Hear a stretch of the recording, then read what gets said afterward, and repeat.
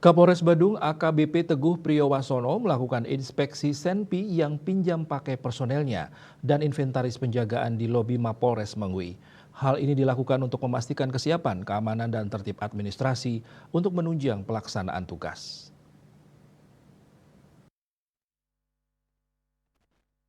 AKBP Teguh Priyowasono didampingi Wakapolres Kompol Imade Pramastia menekankan pentingnya pemeliharaan, pengamanan, dan pengawasan terhadap senjata-senjata yang dimiliki oleh kepolisian. Selain itu, personel yang meminjam pakai Senpi dinas diinstruksikan untuk selalu memperhatikan administrasi dan memperhatikan tata cara pengamanan baik saat melaksanakan tugas maupun di rumah.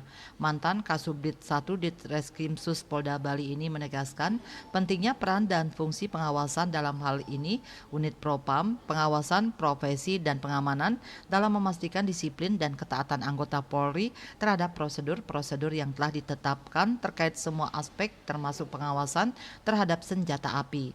Pihaknya juga akan terus melakukan pengawasan dan evaluasi secara berkala untuk memastikan bahwa setiap anggota kepolisian mematuhi peraturan dengan baik. Kertanegara Bali Pos melaporkan.